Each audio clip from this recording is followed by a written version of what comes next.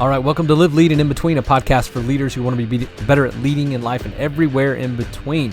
My name is Travis Jones. I'm the host for this podcast, and this is episode 56, and we're going to be talking today about leading through very significant change.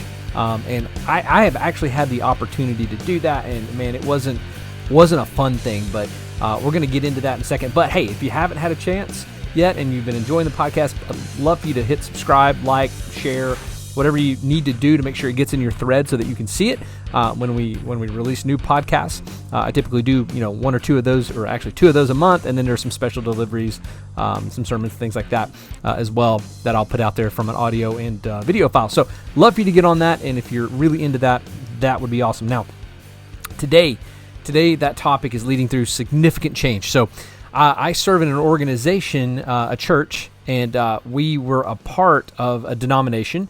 And our denomination began to kind of go a different direction with regard to biblical authority and the definition of marriage and things like that. And so I was a part of the denomination prior to that move. And then when they started making that move, our church decided as a church that that wasn't who we were anymore, and we were going to stay true to what Scripture had to say, and we're going to bless them as we leave. So we went through a season where we actually moved from one denomination and left a particular denomination that we'd been a part of since the inception of the church. So it was a very significant change in the life of our church, and I had the opportunity to be a part of the leadership team during that, and the meetings and discernment and all the things that were a part of that. So I wanted to speak a little bit to that today. We've been out of that denomination for a little bit now. We've joined another denomination. We're part of the Global Methodist Church right now, and it very, very, very similar, yet holds to the values that we hold true to as a church. So again, want to talk about leading through significant change, and that was one of the most significant changes that our church had actually went through, and I got to lead as a part of a team through that. So I want to answer some questions with regard to that, what it looks like, and why you should, like what's the most important thing when leading through a significant change? What are some other things to remember and how you walk out the transition and things like that? So let's jump right in. So what's it like to lead through a super significant change? Now, if you're a young leader, or if you've not had the opportunity to lead through a very big change, this is going to be for you. So what's it like to lead through a significant change as a leader? Well, for me, and for some of the other leaders that were part of this, it was a lot like trying to walk on the waves at the beach. If you've ever been to the beach before and you see the waves crashing in, and even in some cases they've got those foam mats that kind of go over the waves that you can walk on. It's like trying to walk on that. And I'm not saying walk on water. It's like literally trying to keep your balance while there's constant moving and motion. A better way to probably think about it would be like a skimboard. If you've ever seen those guys that throw the skimboard down to the beach and they'll run and jump on it and ride the little tiny bit of water. I've tried it a couple times and it ended horribly. As I've gotten older, I've lost that balance for that. But it was kind of like that. It was kind of like trying to walk on those kind of waves or trying to balance yourself on a skimboard throughout the entire process. And so it was very difficult. And as a leader, leading through significant change can be like that. And just know, if you're a leader, it will absolutely take its toll on you. You may think that you are fully charged, that your battery's charged and you're ready to go, but it will take its emotional toll on you, even if you think you're good. And so take care of yourself. So on a side note, when talking about, is your battery full, I just downloaded this app for my Apple Watch, and it actually gives you kind of a battery, a body battery, kind of where your energy level is. And so I could just imagine if I had that through the entire process, I would be able to check and kind of see because it takes a bunch of stuff into consideration, and it's been pretty accurate so far. I think Garmin calls it a body battery with regard to that, and takes stress and everything like that. But it will take its toll. So take care of yourself. And so what else is it like to lead through? There were times where people were angry. And sometimes they were angry with the team that I was a part of, or the church leadership, or they weren't angry at the church leadership. They were angry at the denominational leadership that we were, struggling with and trying to part ourselves from. And so people are going to just be angry. Sometimes it's going to be at you. Sometimes it won't be at you. So you have to be aware of that. They're going to be angry regardless. And most of the time it has to do with not knowing all the information that's out there in the significant change. And here's the other side of that. You might be angry as well. You might get angry at what's going on in the significant change, and whether or not you agree with the change or don't agree with the change, you might become angry as well. And as a leader, what you always need to do, and I tell this to my staff, I'm like, you never complain down. You always complain up. Like those who are direct reports to me, I tell them, if you get frustrated, I want to hear you express your frustration to me. I don't want to hear from one of your subordinates that you have been expressing your frustration to them. So always complain up. Always. If you get frustrated in the middle of the process of whatever the significant change is, complain up. Do it in a healthy way, though, not in an angry way. And so we had to do that a couple times where I had to express my frustration with what was going on with other people that were either my peers or that were over me. But never I would express it downward. I would always try to keep it level. So the other thing that it was very difficult to do during a significant change, and specifically one that could have been negative or could have been positive, with it wound up being a very positive change for us, but there was a lot that went into it. Unless you agree with the change, right? If you agree with the change that's happening, then it's not going to be an issue for you. But you always have to stay positive. You have to stay positive, because leading through that significant change, people are looking at you and watching you as you lead through that. And significant change can be hard for people. The only thing or person that likes change is a baby with a dirty diaper, right? You've heard that adage before. I've heard so many pastors actually use that before, and I just used it, so I became one of them in that moment. So that's what it's like to lead through significant change. I remember as we walked through the process, all the things that were required of us, it was a lot of times like the goalpost kept moving on us. We would get down the road and think we've met all the requirements, and then sure enough, a brand new list of requirements would come out, and everybody on the team would be just kind of defeated and feel that, and it felt like we were walking on the waves of the beach. Sometimes there were ups, sometimes there were downs as we times as we walked through it. But what's the most important thing for you as a leader, and for me as a leader, when you are leading through a very significant change in the organization that you lead in? Here is the absolute most important thing that I've been able to come up with. Stability comes from you. Stability comes from you as a leader. It just does. People will look to you or a group of leaders for that stability in the middle of the storm. It reminds me a lot of the story in Scripture where the disciples are panicking because there's a storm going on, and Jesus is asleep in the boat with them. And they turn and like, don't you even care? And he gets up, and I like to imagine he's like, come on, guys. And he tells the wind to be quiet, and it stops, right? Stability came from him. And as a leader, people look to you and I for stability. So the most important thing in the middle of a dramatic, significant change is you being stable. And that's going to take a lot, because you're a person just like everyone else. You're going to have the same emotions that they're having, but you need to figure out a way to actually express those, or get rid of the stress in a way that keeps you stable. And I'm going to say this: you can't fake it till you make it with this. Don't even try, because in the middle of a significant change, people will smell a fake, just like that. Oh, he's faking it, or she's faking it, right? You can't. You have to find a way to deal with your stress about it, your angst about it, all the things that go with it.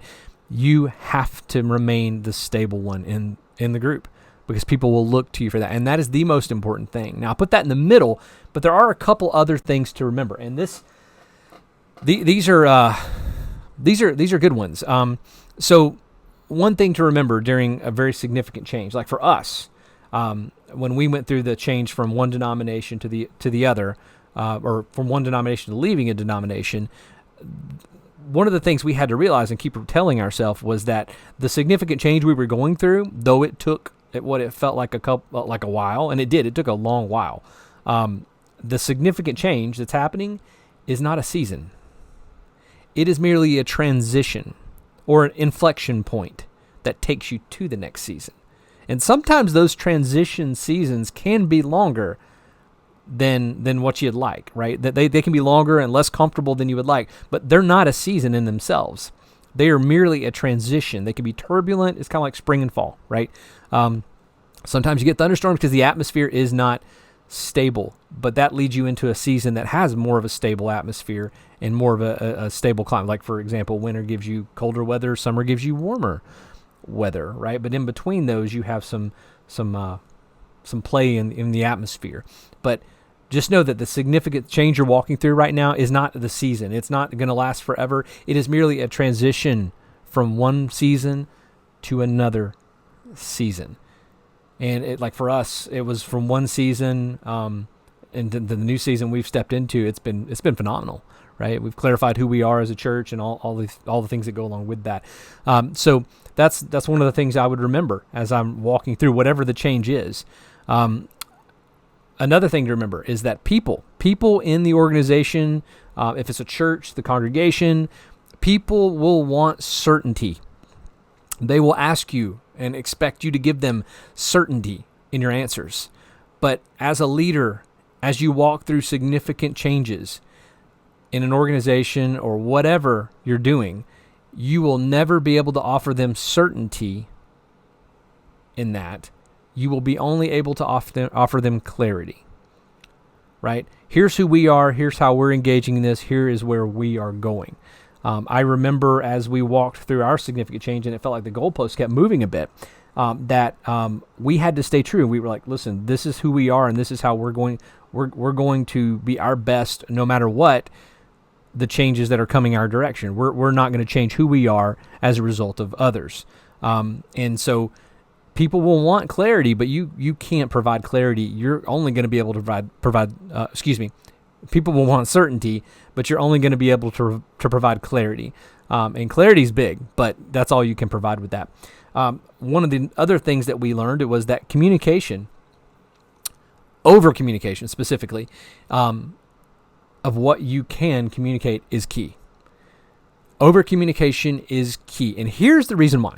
When you don't communicate, people don't know. When you do communicate, people know some, but both when you don't communicate and when you do communicate, people will fill in the blanks. They will fill in the blanks. And if you don't over communicate, people will actually create their own narrative about what's happening. And yeah, they may be right, they may be wrong, but they will create their own narrative. So over communication is key. Just over communicate and be as transparent as you possibly can in the middle of whatever the significant change is. That way people don't there's not a ton of narratives that are created about what may or may not be happening as a result of the change. I mean, and it's a big deal. You have to squash those self-made narratives from time to time, and sometimes that can be abrasive to people. But if you over communicate, you won't have as many of those to actually deal with. Kind of the fourth thing that I kind of want to land on with this, with regard to walking out significant change in an organization, and you could also say personally, is how you walk out that transition from the significant change from whatever season you were through the transition to the next season. How you walk that out will matter in the long run. It will. It'll matter in the long run. And here's the reason it'll matter in the long run. People are watching, and your credibility is at stake. 100%. It's at stake. Being childish as a leader in the middle of a transition or middle of a significant change will kill your future as a leader. It will. It'll destroy your credibility. I mean, I watched, we actually, with our, not to get into too much detail, but with our denomination, we litigated in order to be able to leave, and they televised the trial and that, or the court proceedings for the litigation, and representatives were there from the denomination, all the different other churches, and there was a ton of different churches that were a part of that. And all I'll say is I watched leaders who should know better act very childish when something didn't go their way. And when I watched that, any credibility that leader had with me went away like that. It went away just like that. So how you walk out that transition matters. Now, after the fact, after it was done, and everything was headed back on a track of, churches being able to leave and whatnot, I watched those leaders, those very same leaders, begin to act the way leaders should act. So props for recognizing that and going, no. this is who we are, and we're going to stay who we are, and we can't let frustration get the best of us. And we all do it. But being childish as a leader will kill your future unless you correct that. In the middle of a significant change, you always have to take the high road. Always. You don't have the option of the low road. You always have to take the high road, even if you miss the exit to the high road sometimes. Like what I just referenced.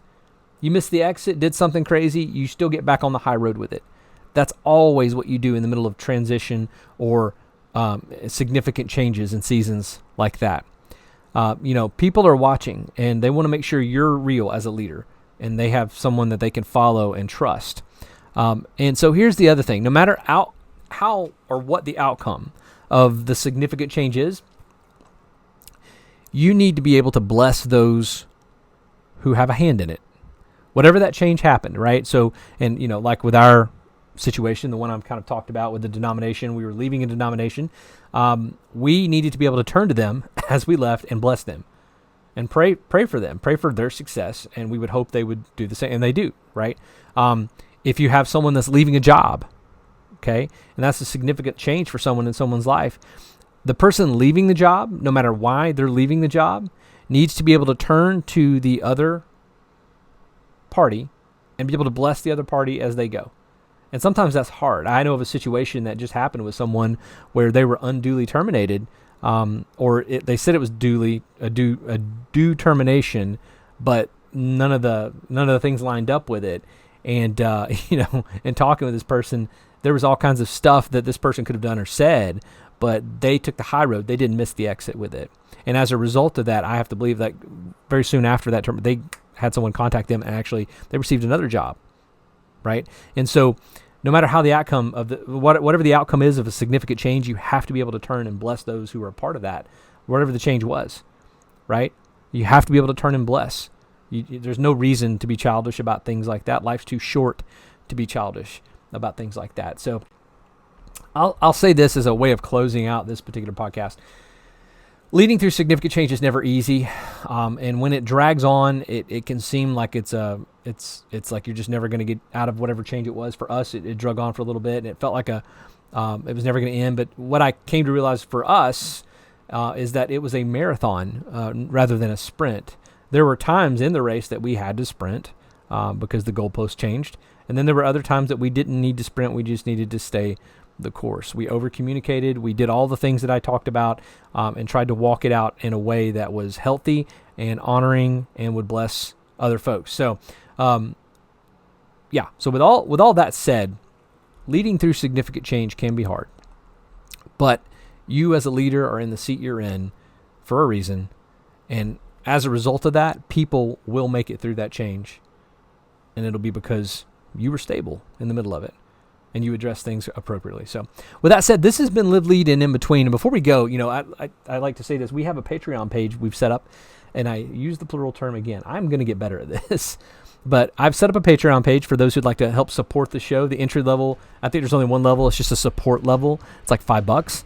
If you'd like to do that and you like the content and how it rolls and flows, go to Patreon. I think the link's in the show notes there, and you can actually sign up to be a patron. There you'll get updates if you're a patron about the next podcast that's coming up, and I sometimes do a write-up with those as well. And I'm actually considering putting out outlines for the shows as well with that. Sometimes I don't use outlines, so I don't know if that'll always work, but there is a page for that if you'd like to support the show. As always, the show will always be free. I'd love for you to like and subscribe wherever you're viewing or listening to this.